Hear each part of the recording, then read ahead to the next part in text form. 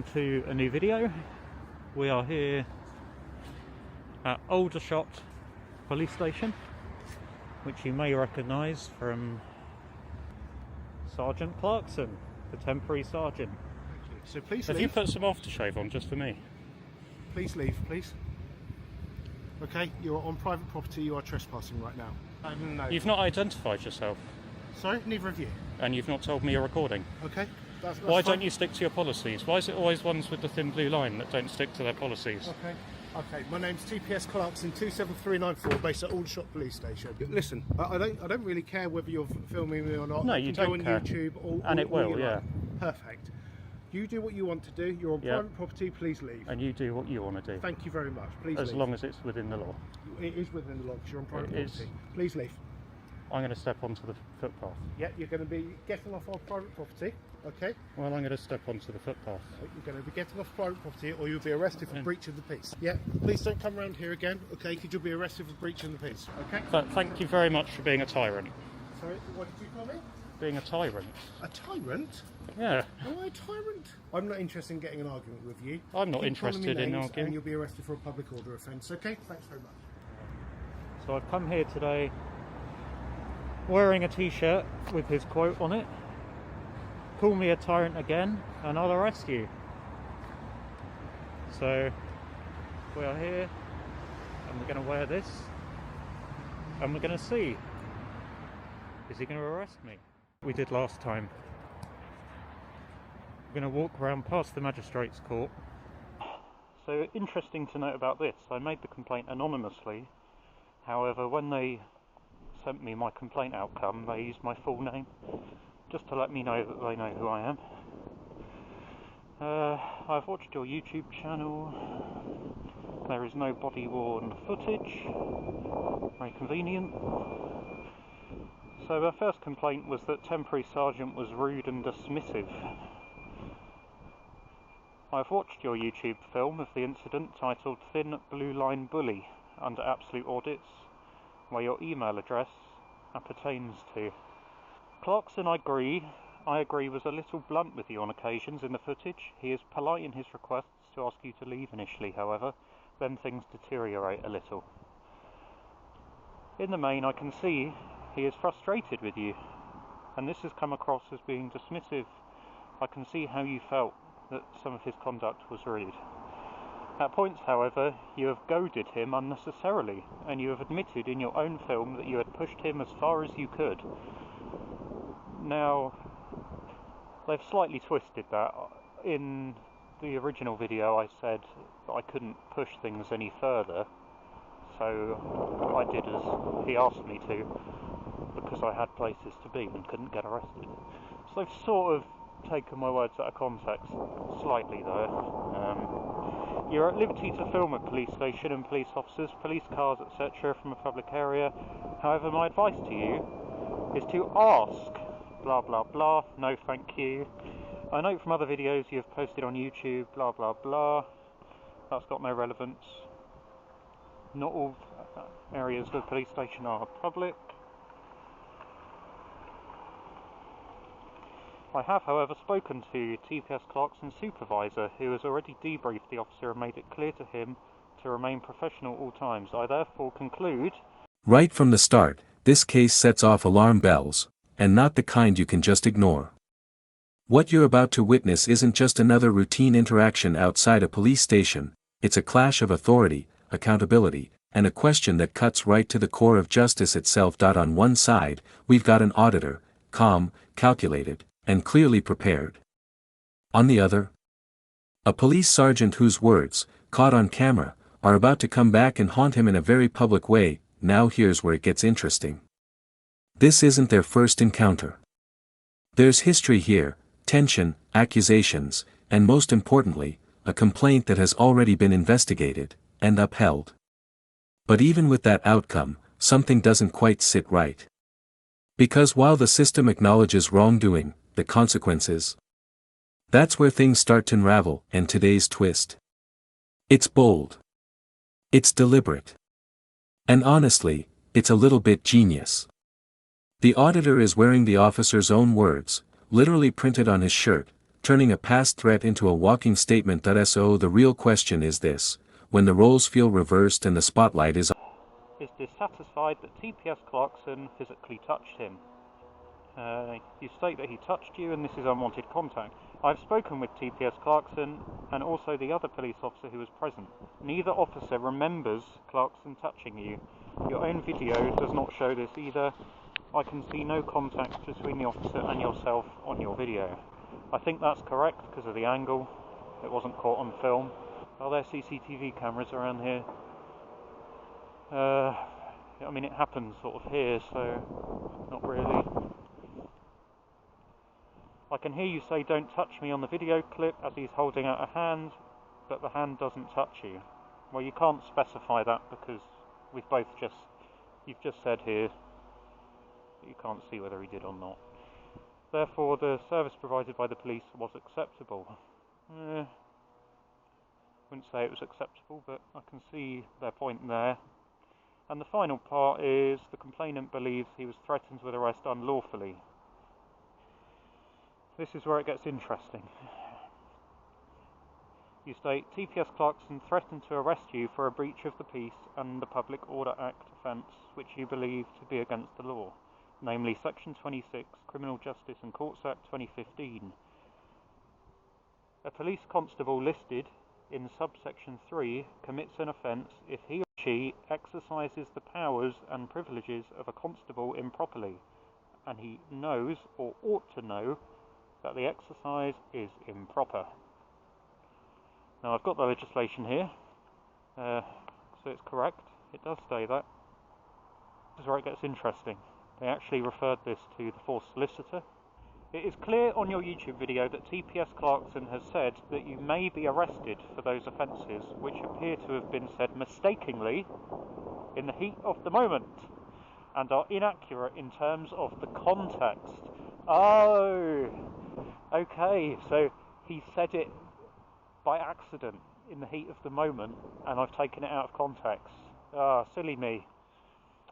Well, if only we were afforded that leniency. I apologise that this has caused you some distress. The officer has been debriefed on these points already by his inspector and advised accordingly for his own learning and development. Ah, lovely.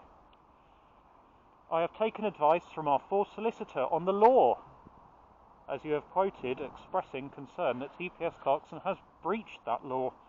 An extract from his response to me is as follows. The offence mentioned does exist, but not quite in the way suggested. It is a corruption offence and requires the incorrect use of police powers to be deliberate and for the benefit of the officer or... Notice the tone here, it's controlled, but there's already friction building beneath the surface. What might seem like a routine request to leave private property quickly starts to feel more like a power struggle. And this is where these interactions often become fascinating, because it's no longer just about what's being said. It's being said, the officer is asserting authority, but the auditor is equally firm, questioning procedure and consistency. And that line, why is it always ones with the thin blue line that don't stick to their policies? That's not just a throwaway jab. That's a direct challenge, one that shifts this from a simple encounter into something much more personal and confrontational. So ask yourself, at this point, who's escalating the situation? And more importantly, who's actually in the right? 24 may recognize from Sergeant Clarkson, the temporary sergeant. Thank you. So, please leave. Point 30. Have you put some aftershave on just for me? Please leave, please. Point 0:35. Okay. You are private property. You are trespassing right now. You've not identified yourself. Sorry. Neither have you. And you've of these auditors in terms of taking pictures. However, a police building and land is not public space. As such, if they are asked to leave, they become trespassers. So whilst he has not breached that law, I conclude that the service provided by the police was not acceptable. So they're upholding that element of the complaint even though they're saying he didn't break that law because it was a mistake. So that's interesting, isn't it? We'll go over the rest of the letter in a second, but I just want to touch on this a little bit more. I'm going to put a link to the video at the end, so you can go and watch it if you haven't already, or you want to see it again. So they're admitting that basically the threshold for the offence for all elements, apart from that it has to be intentional, have been met. So if he'd done it on purpose, let's give him the benefit of the doubt, it was by accident. If he did it on purpose, then he would have committed the offence. So all the elements are there. Now, just by him saying, "Oh, I didn't mean to say that, it was an accident," can negate the offence. Now, would a member of the public be afforded that sort of luxury and that benefit of the doubt? I think that we can assume not. Maybe the person who shouted at the police dog, who's now in prison, shouted at the police dog by accident, for example. And something they seem to have skirted over here is there's multiple occasions. Now, when he was here, he threatened me with one offence. Between professionalism and frustration. The officer insists on compliance, yet the auditor is pointing out inconsistencies, like identification and transparency. And that's key, because policing relies heavily on public trust. When an officer demands adherence to rules, the expectation is that those same rules are followed in return. But when that balance feels off, even slightly, it creates doubt, and here's the subtle shift: the conversation is no longer about trespassing. It's about credibility. The auditor isn't just resisting, he's documenting, questioning, and setting the stage for something bigger. Blah blah blah, refer to the OPCC. Well, and then I think there's a funny little thing on the end here. It's too cold to even use my fingers. I do hope that this concludes the matter, and that you have understood my explanation. Thank you for taking the time to raise your concerns with us. Yours sincerely, PSDI 19709 N Mills. So that's that. So let me get some gloves on, and we'll go back to the main camera.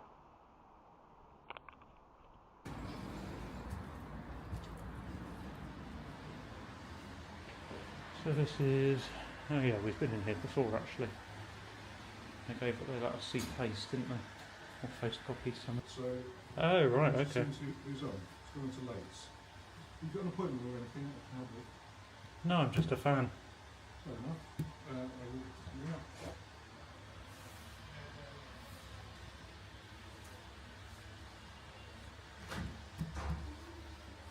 There we go. Look, someone from County asking Sergeant Clarkson, saying he's a fan. Just been... Yes, yes. Oh, okay, Sergeant Clarkson's not here. That's like this. Thank you. No, it's not in. So I'm not going to get an apology today then? He's not going to be here to apologise to me then? Well, no, he's not here at the moment. That's a shame. It's just, there's something I'm a bit confused about that I'd quite like to ask a police officer about, which is Clarkson committed an offence, to my understanding, and the force solicitor admitted that the elements of the offence had been met.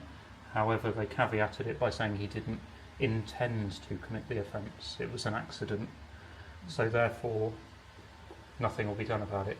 So I'm just wondering, why am I not afforded that leniency? Why is the public not afforded that leniency? If we say, "Oh, I didn't mean to do it." That moment right there, stepping onto the footpath, is crucial. It's a calculated move, not just physically but legally. The auditor is clearly aware of the boundaries, and by repositioning himself, he's shifting the entire context of the interaction, and notice how quickly the language escalates to threats of arrest. Breach of the peace. Public order offense. These aren't minor phrases, they carry serious implications. But are they justified here?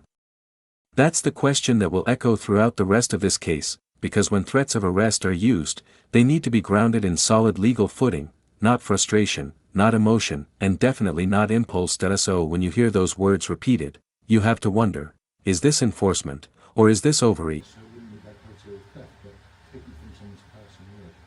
Without knowing more details about the case, I couldn't say how that applied here. Yeah, well, it's a corruption offence, so I was here filming, and twice he said, I'm going to lock you up for public order or one of these, and then we came over here, and then a few minutes later I told him that I thought he was a tyrant, and he said, if you call me a tyrant again, I will lock you up.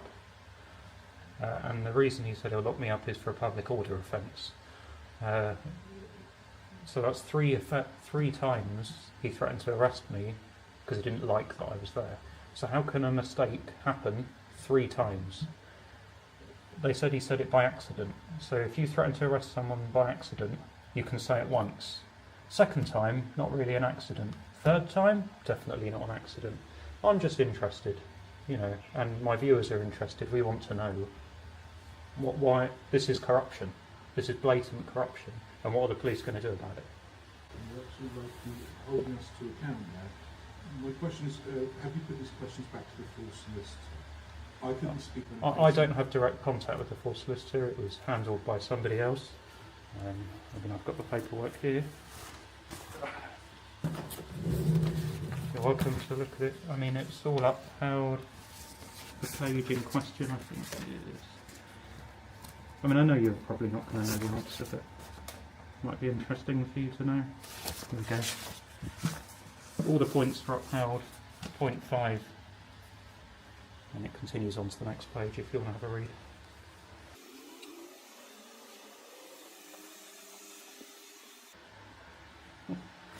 That's the same magazine from months ago. What's this?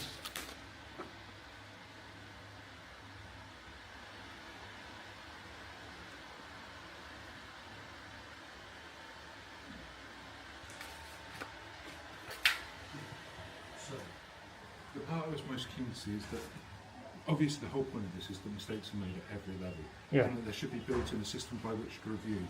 And if you're not happy with the way this review's been done, that there is a place for you to go. Yeah. Have you taken this then to the next step that you talked I haven't yet. No, I've only just had this. It's got that sort of 28 days, so just Okay. ultimately, without knowing the case, it would be totally inappropriate for me to comment on it and give you the wrong information.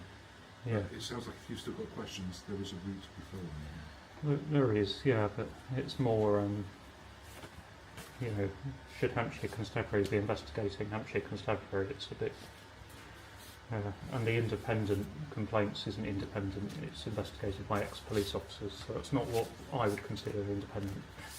So there is no, the only option I have is to make a civil claim, and I don't want to keep doing that because it takes money out of the taxpayer. It's section 1.01.